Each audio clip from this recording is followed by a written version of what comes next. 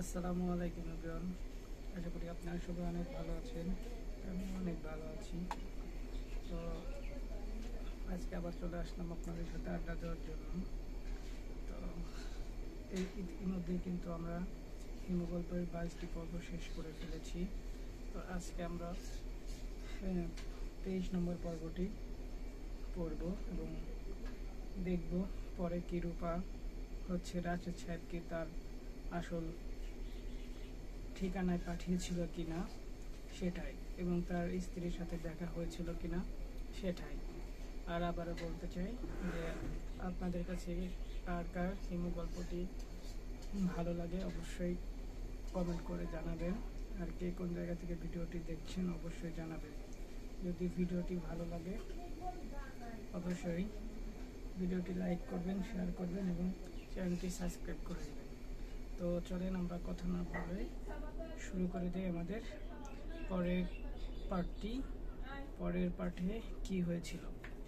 তো ওকে, রাশেদ সাহেব হচ্ছে আপনার ছাদে ছিল। তো ছাদে থাকার তখন রূপা এখানে গিয়েছিল। ছাদ অন্ধকার, আলো থাকলে দেখা যেত রূপা চমকে উঠেছে। তার মুখে হঠাৎ রক্ত শূন্য হয়েছে, যদিও তার কোনো কারণ নেই। রূপা এই মানুষটার প্রেমে পড়েনি।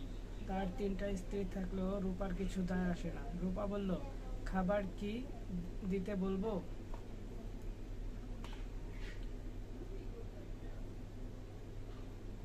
খাবার কি দিতে বলবো বলুন। আমি কিন্তু আপনার সঙ্গে খেতে বসবো না, বাবার জন্য অপেক্ষা করব। অতিথি একা খাবে, এটা অভদ্রতার আগেই ক্ষমা চাচ্ছি। রাশেদ বলল, আমার কোনো অসুবিধা নেই, আমি মলিনার সঙ্গে গল্প করতে করতে খাবো। রাশেদ বলল,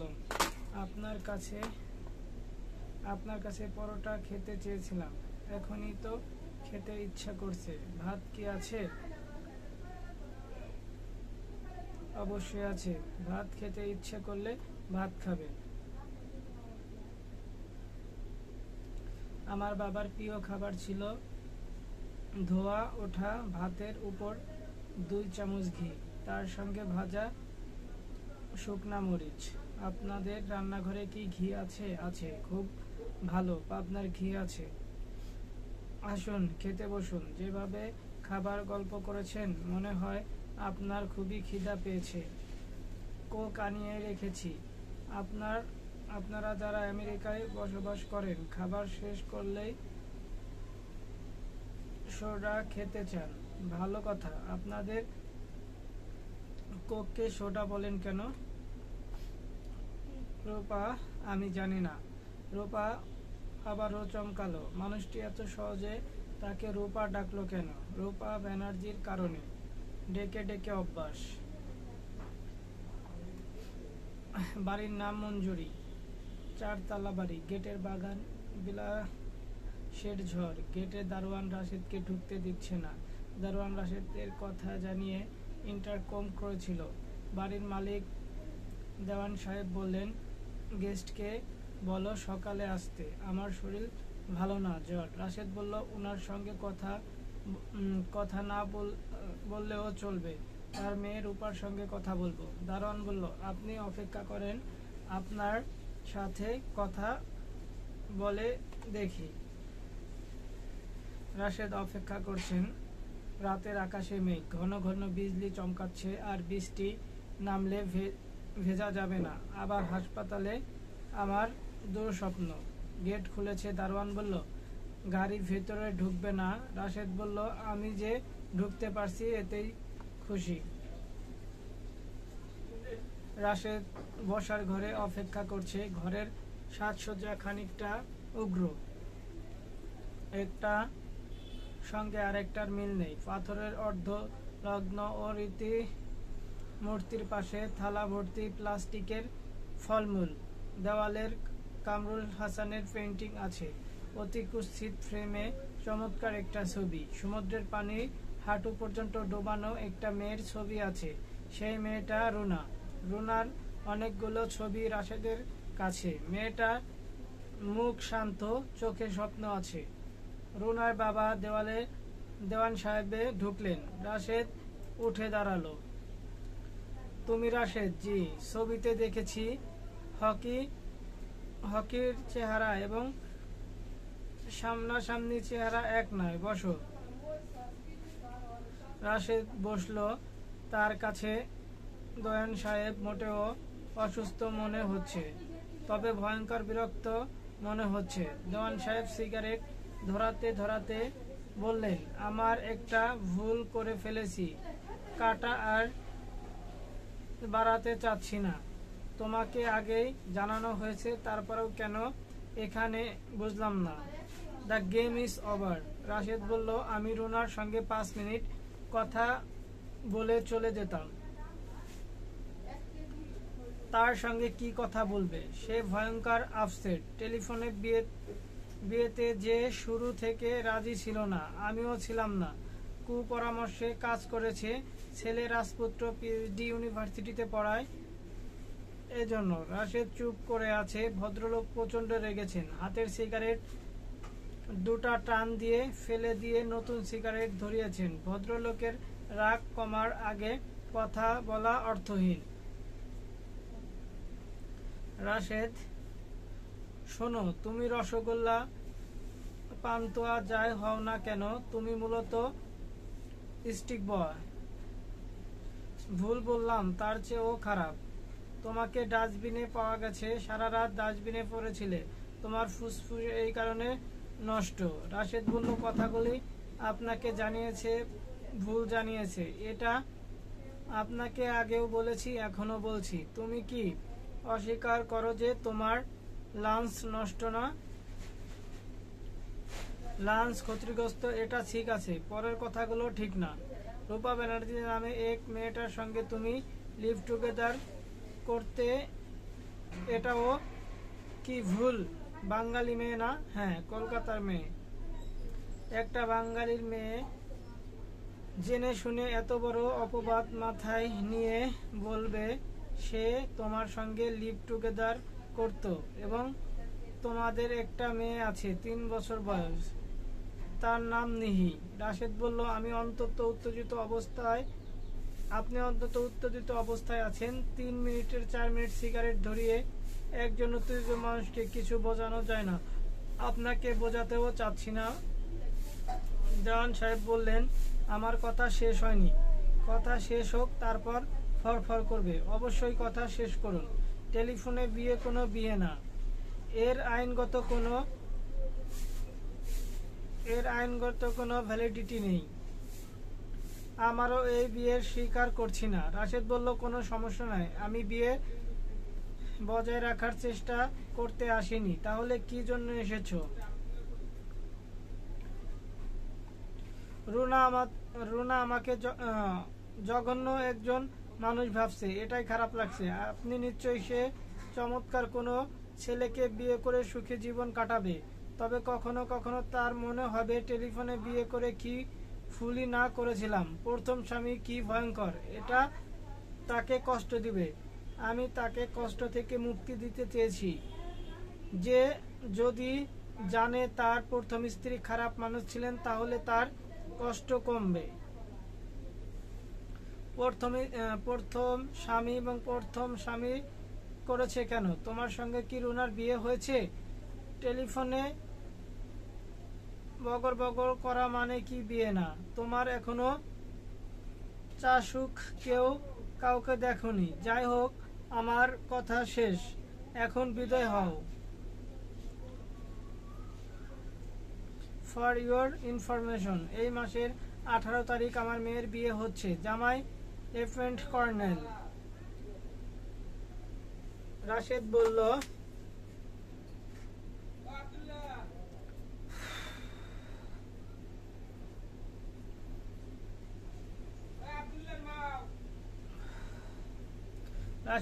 আমি কি তাকে বিয়ে উপলক্ষে একটা গিফট দিতে পারি? তুমি কি গিফট দেবে? রুনার কাছে আমি একবার জানতে চেয়েছিলাম যে সে যখন আসবো তখন তোমার জন্য কি আনবো। সে বলেছিল একটা লাভ ডিফেক্ট আনতে। তার এক বান্ধবী আছে, সবাই এটা নিয়ে মজা করে। আমি একটা একটা লাই ডিটেক্টর তার জন্য এনেছি। খেলনা ভার্সন গাড়িতে আছে, নামিয়ে দিয়ে যাই। তুমি লাই ডিটেক্টর নিয়ে বিদায় হও। এই ডিটেক্টরের নিচে মিথ্যাগুলো ধরার চেষ্টা করে। এই ভুল ইনফরমেশন দিয়ে বিয়ে করার জন্য আমি যে তোমাকে পুলিশে দিতে পারি এটা জানো? পুলিশের এডিশনাল আইডি রুনার বড় মামা। রাশেদ উঠে দাঁড়ালো এবং বৃষ্টি পড়া শুরু হয়েছে। সে হোস্টেলের সামনে বের হবে না। চায়ের দোকানে রাতের জন্য আশ্রয় নেবে না, বুঝতে পারছে না। আচ্ছা, গাড়ি চলতে শুরু করুক।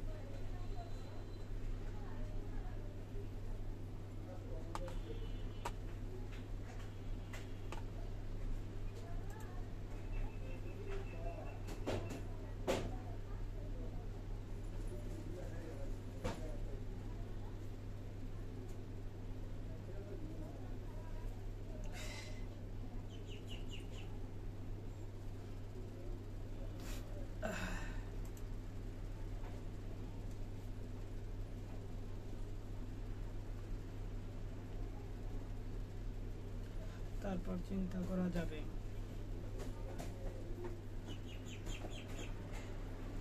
কমলাপুর রেল স্টেশনে গেলে কেমন হয়? রাতে যদি কোনো ট্রেন পাওয়া যায়, সেই ট্রেনে করে নেত্রকোনা চলে যাওয়া। ট্রেনের নাম 18 বাড়ি। যে গ্রামের বাড়ি উপস্থিত হলো, এটা তার একটি মিরাক্কেল ঘটল। জগতে মিরাক্কেল যে একেবারে ঘটছে না তাও নয়, মাঝে মাঝেই ঘটছে। প্লেন ক্র্যাশ হয়েছে, প্লেনের 280 জন যাত্রী সবাই মারা গেছে, একজন বেঁচে আছে 17 বছরের বৃদ্ধ, একজন বেঁচে আছে 70 বছরের বৃদ্ধ। ব্যাংকের ক্যাশিয়ার, সংসারে কেউ নেই, বৃদ্ধ নিবাসে থাকে, মেয়েকে দেখতে গিয়েছিল, ফেরার পথে দুর্ঘটনা। বৃদ্ধ ব্যাংকারের জীবন যদি মিরাক্কেল ঘটতে পারে, তার জীবনেও ঘটতে পারে। সে বাড়িতে ঢুকে দেখল কয়তলা এক বৃদ্ধ বসে আছেন। বৃদ্ধকে দেখে রাশেদ এগিয়ে গেল, স্বাভাবিক গলায় বলল, বাবা কেমন আছো? বৃদ্ধ বলল, তুমি রাশেদ, কেমন আছিস? তোর মা গেল কই? মরে গেছে নাকি? রাশেদের ড্রাইভার বলল, স্যার এখন কোথায় যাবেন? রাশেদ বলল, প্রথম একটা পরিচিত চায়ের দোকানে যাব, 1 কাপ চা খাবো, তারপর রাস্তায় খানিকক্ষণ ঘুরবো। ঘুরতে ঘুরতে চিন্তা করব কোথায় যাওয়া যায়। তোমাদের বাড়িতে ফিরে যেতে পারি, আবার দেশের বাড়িতেও ফিরে যেতে পারি।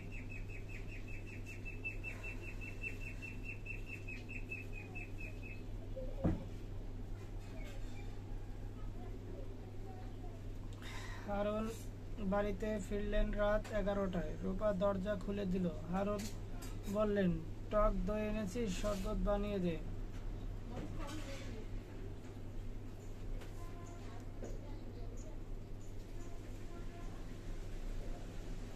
রাশেদ সাহেব চলে গেলেন। বাবা, তুমি খেতে চাইলে তোমার জন্য বানিয়ে দেই।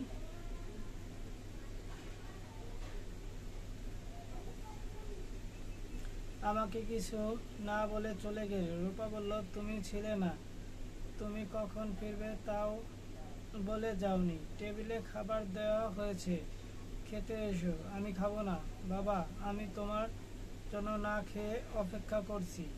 হারুন বললেন, ইউ গো টু হেল বলেই হাতের টক দেওয়ারে হাঁড়ি ছুঁড়ে ফেললেন।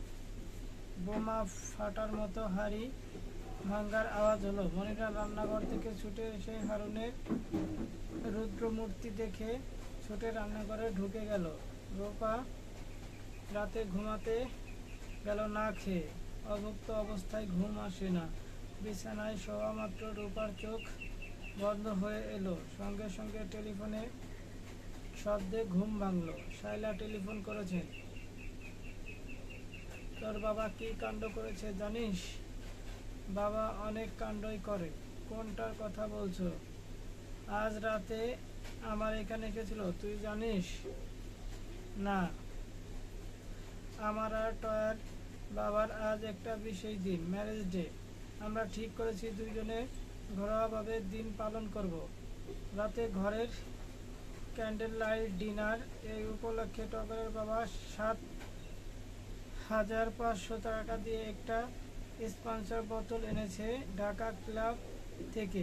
সব জলে গেল।